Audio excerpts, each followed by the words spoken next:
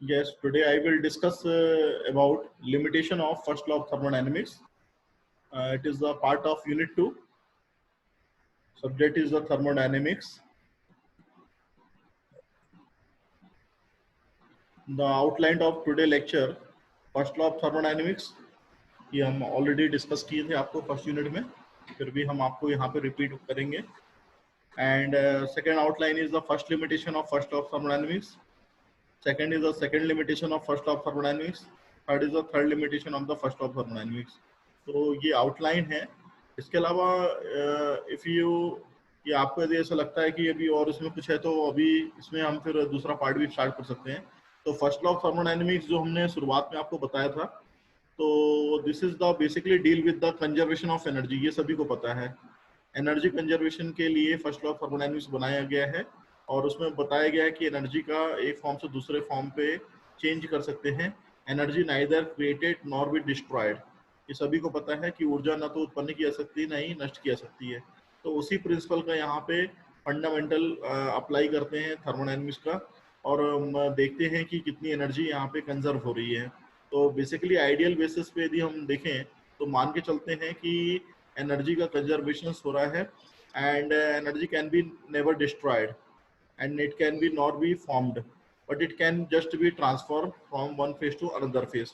So this is the fundamental about the first law of thermodynamics. और इस case में यदि आप देखेंगे तो फर्स्ट लॉ ऑफ थर्मोडायनेमिक्स दो कंडीशंस के लिए अप्लाई होता है. एक फॉर ए प्रोसेस के लिए अप्लाई होता है, जैसा कि आपने नॉन फ्लो प्रोसेस और फ्लो प्रोसेस पढ़ी थी. तो नॉन फ्लो प्रोसेस आपकी कांस्टेंट वॉल्यूम, कांस्टेंट टेम्परेचर और कांस्टेंट आपका प्रेशर, एडियाबेटिक प्रोसेस और पॉलीट्रॉपिक प्रोसेस, ये सारी प्रोसेस थी. उसमें आपने फर्स्ट लॉ अप्लाई किया था.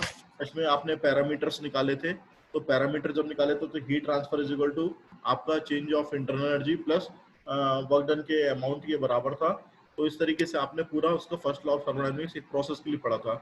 लेकिन एक साइक्लिक सिस्टम के लिए फर्स्ट लॉ पढ़ेंगे, या बोलना चाहिए एक आपको साइकिल के लिए आपको यदि करना है तो वहां पे सपोज दैट यदि एक ऑटो साइकिल है जो कि आपके पेट्रोल इंजन व्हीकल के लिए आप यूज कर रहे हैं उसको, तो उस पूरी साइकिल के अंदर कितनी हीट एनर्जी अंदर आ रही है, कितनी हीट एनर्जी रिजेक्ट हो रही है, और उससे कॉरस्पॉन्डिंगली अपने कितना वर्क डन मिल रहा है या कितना वर्क डन आप उसमें इनपुट दे रहे हो, उनके सबके समेशन के बराबर होता है. तो ये सारी चीजें हम साइक्लिक सिस्टम में देखते हैं कि when a system is followed for a cyclic system.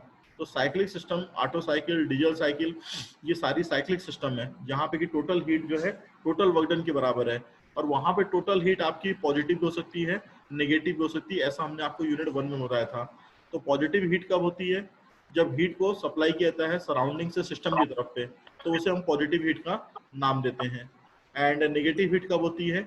जब हीट आपकी क्या बोलते हैं, वहां पे हम सिस्टम से सराउंडिंग तरफ हीट रिजेक्शन होती है तो उसे हम नेगेटिव हीट के रूप में जानते हैं. इसी तरीके से वर्क डन की यदि साइन कन्वेंशन की बात करें तो if the work done on the system there is a chances of the negative work done, but if the work done is by the system to surrounding, there is called a positive work done.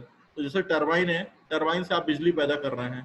अब बिजली directly ऐसे पैदा नहीं होती है, turbine पे steam या water attack करता है, उससे आपकी रोटर घूमती है, रोटर से फिर जो आपका जनरेटर या अल्टरनेटर शाफ्ट है वहां से इलेक्ट्रिसिटी प्रोड्यूस होती है. तो वो मैकेनिकल एनर्जी आपकी इलेक्ट्रिकल एनर्जी में कन्वर्ट हो रही है. तो this is the formation of one form of energy to the another form of energy.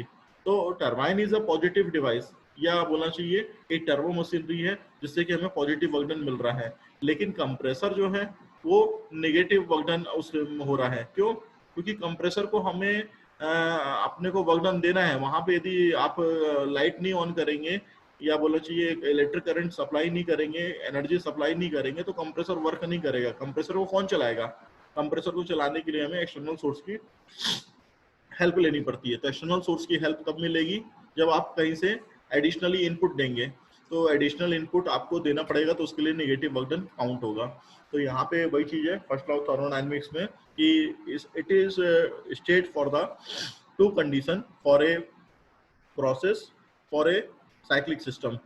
तो यहाँ पे जो डायग्राम आप देख रहे हैं कि एनर्जी बिफोर में कितनी थी, यहाँ पे आप जो देख रहे हैं एनर्जी का ट्रांसफॉर्मेशन किया गया, तो एनर्जी आफ्टर में कितनी हो गई. तो आफ्टर द वर्किंग कुछ ना कुछ वहां पे चेंजेस होगा. तो क्या चेंजेस आ रहा है ये अपने को देखना है. जैसे स्टेडी फ्लो एनर्जी क्वेश्चन पढ़ रहे थे, तो स्टेडी फ्लो एनर्जी क्वेश्चन में आपने कई सारी यूनिट को आपने डिस्क्राइब देखा था कि वहां पे आपकी बॉयलर थी यूनिट, नोजल थी यूनिट, टरबाइन थी यूनिट, कंडेंसर थी यूनिट, पंप था यूनिट। तो बॉयलर का काम बेसिकली क्या था, स्टीम बनाने का था। तो वहां पे जब तक आप कंबशन नहीं करेंगे फ्यूल का, तो पानी गर्म नहीं होगा, पानी गर्म नहीं होगा तो स्टीम प्रोड्यूस नहीं होगी। तो दिस इज द फॉर्मेशन कि वहां पे एनर्जी का फॉर्मेशन किस तरीके से हो रहा है, one form to another form हो रहा है। एनर्जी शुरुआत में आपकी एंथैल्पी के फॉर्म में थी, वो कम अमाउंट की थी, उसमें एनर्जी का जो फॉर्मेट था बहुत कम था, ये कंटेंट था बहुत कम थी, हीट एनर्जी बहुत कम थी। And after the heat addition, जैसे आपने वाटर में हीट आपने ऐड करी, तो वो आपकी स्टीम के फॉर्म में जनरेट होनी चालू हो गई। तो स्टीम फॉर्मेशन तभी होता है जब वाटर में हीट सप्लाई करते हैं। और स्टीम बेसिकली क्या होता है, 3 तरह की होती है, ये हमने आपको शुरुआत में बताया था। Wet steam, dry steam, super heat steam. Wet steam वो स्टीम कहलाती है जिसमें कि वाटर प्लस स्टीम के पार्टिकल दोनों शामिल रहते हैं, उसे वेट स्टीम बोलते हैं। उसके लिए ड्राइनेस की जो वैल्यू रहती है वो आपकी 0 से लेके 1 to लेके आपकी 90% तक, 99% तक चली आती है। यदि आपकी 90% भी यदि ड्राइनेस है तो ये मान के चलिए वहाँ पे आपका 90% स्टीम है और 10% आपकी वाटर है। तो this is the wet steam. Dry steam की बात करेंगे जब पूरी तरीके से वेट स्टीम में वाटर पार्टिकल पूरी तरीके से गायब हो जाएंगे या नहीं रहेंगे, पूरी स्टीम रहेगी, उसको स्टीम को हम ड्राई स्टीम का नाम देंगे। इसी तरीके से ड्राई स्टीम को फिर से गर्म करेंगे तो वो सुपर हीट स्टीम में कन्वर्ट हो जाएगी। तो this is the energy formation, है ना। तो एनर्जी का फॉर्मेशन एनर्जी के ट्रांसफॉर्मेशन के द्वारा हो रहा है। यदि आप हीट सप्लाई करेंगे तो एनर्जी डेवलप होगी, अदरवाइज एनर्जी डेवलप नहीं हो पाएगी। एनर्जी को डेवलप करने के लिए या तो एडिशनल इनपुट देना पड़ता है या तो कुछ उस पर अटैकिंग करानी पड़ती है। जैसे टरबाइन का एग्जांपल लिया तो it is a turbo machinery device. ये टरबाइन आपकी टर्बो मशीनरी डिवाइस है और आपका जो कंप्रेसर है वो भी टर्बो मशीनरी डिवाइस है। फर्क सिर्फ इतना है, एक पावर दे रहा है और दूसरा पावर ले रहा है। तो जो पावर देगा वो पॉजिटिव वर्क डन में काउंट होगा, और लेकिन जो पावर लेगा वो निगेटिव वर्क डन में काउंट होगा। This is the difference. तो लिमिटेशंस क्या होती है फर्स्ट लॉ की, ये अपने को समझने वाली बात है। तो ये फर्स्ट लिमिटेशन जो आपकी यहाँ पे दिखाई गई है कि फर्स्ट लॉ कभी भी ये नहीं बताता है या हेल्प नहीं करता है कि वो प्रोसेस हो पाएगी कि नहीं हो पाएगी। मतलब फर्स्ट लॉ कभी भी नहीं बोलता कि कांस्टेंट वॉल्यूम प्रोसेस हो पाएगी कि नहीं हो पाएगी, कभी नहीं बताएगा आपको, कभी भी नहीं बताएगा। ठीक है ना। रीजन इसका क्या है कि उसका पता ही नहीं चल पा रहा है कि हीट क्यों क्यों कहाँ से कहाँ फ्लो हो रही है।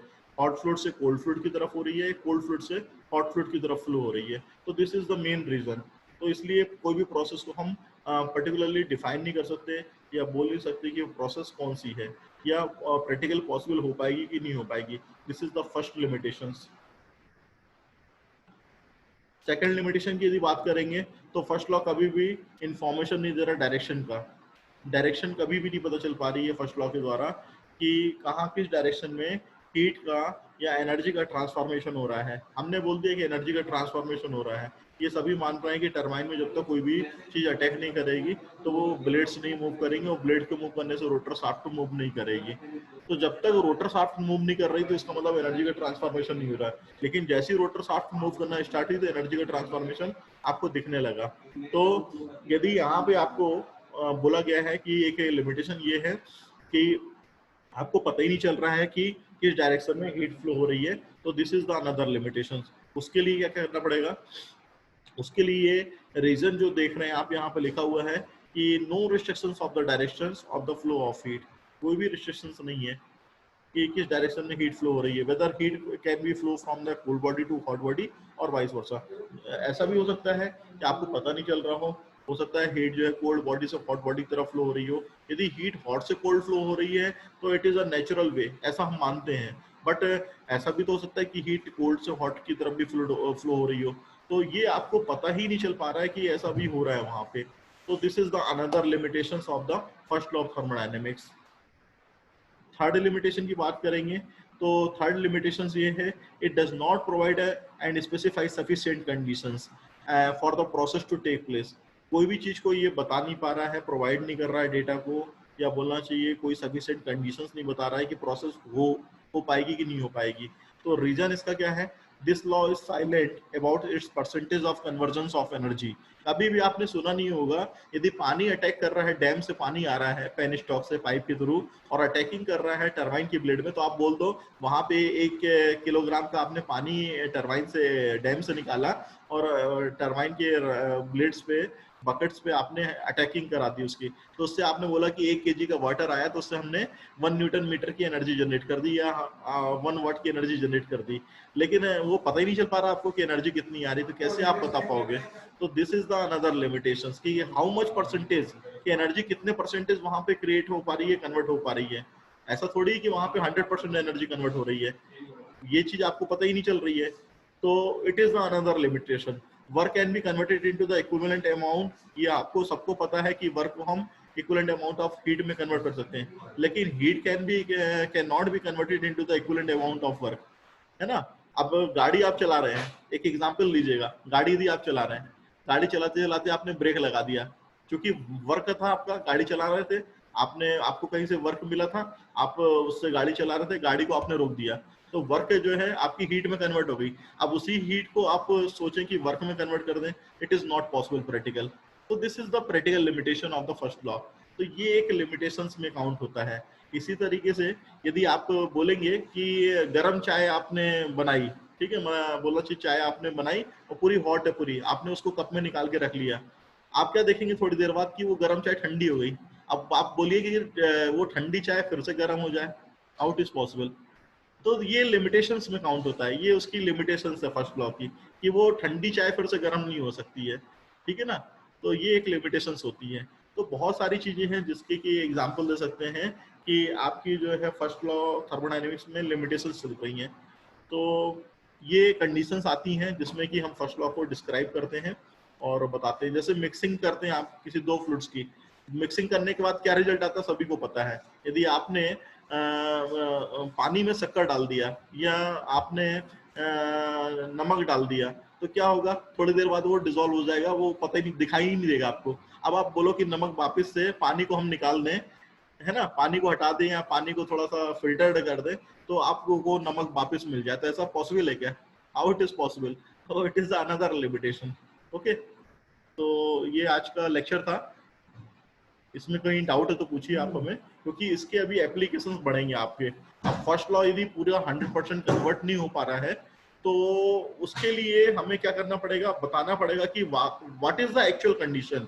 यदि आप गाड़ी चलाते गाड़ी पेट्रोल डलवाते हैं, तो क्या वो कंपनी जितना क्लेम करती है कि 70 किलोमीटर का एवरेज देगी, तो क्या गाड़ी 70 किलोमीटर का एवरेज देती है 1 लीटर पेट्रोल में? कभी नहीं देती है। तो उसको फिर हम किस तरीके से जस्टिफाइड करें, है ना।